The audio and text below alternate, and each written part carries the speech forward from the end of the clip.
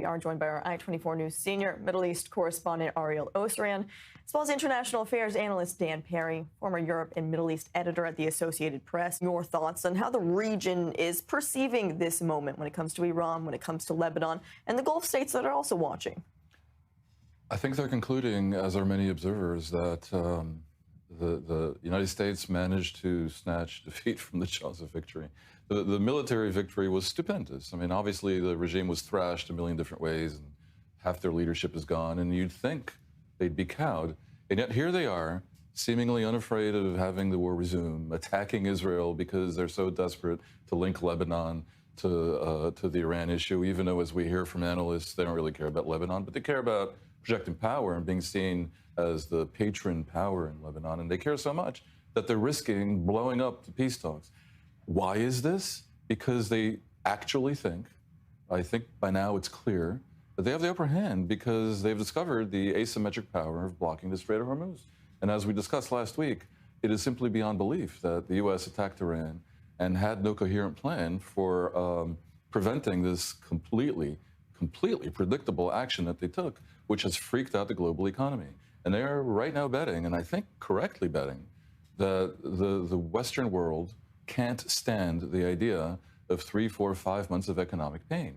And from the beginning, I think it should have been messaged to the world that this idea of bringing down the Iranian regime, and remember, that was the original goal, not the enriched uranium that Trump and Netanyahu were claiming a year ago was already finished. It wasn't a public goal stated, though. On the first day, Netanyahu, both Netanyahu and Trump, but especially Trump, went on TV and said, after this is done, Iranian people, you'll be able to take your country back. And the whole reason that they sent the aircraft carriers over here was because they told the Iranian people help is on its way after Iran massacred tens of thousands of people.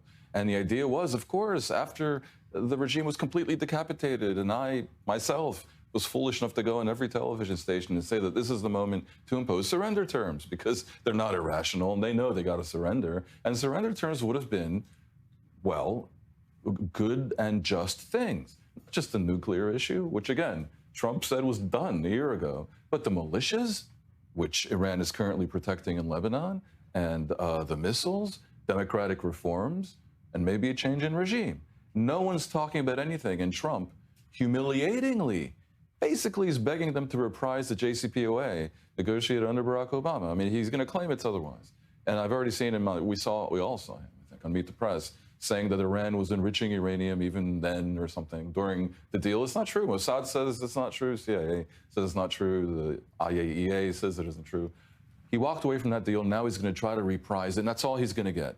And in exchange for that, that's all he's asking. And in exchange for that, they're going to give this regime tens of billions of dollars in unfrozen assets and sanctions relief, and possibly more. Some estimates say $300 billion. It'll be the end for a long time of talk about removing the regime. And the regime is a criminal enterprise that is an enemy of the Iranian people, of the region, and of the world, not just of Israel. So to think that this is where we are, given the incredible successes driven by Israel's unparalleled intelligence capabilities of the first week of the war, is nothing short of stunning. I was sure when I supported the war that they had some plan, that the CIA and the Mossad and the KGB, the FSB, and the Chinese were all in place, ready to organize a coup. None of that was the case, and that is a strategic failure that boggles the mind. Well, we will certainly still have to see the details of any said deal once it is ironed out, because no deal is on the table right now. But Ariel, when it comes to who's calling the shots in the regime, there's a new report from Iran International that Supreme Leader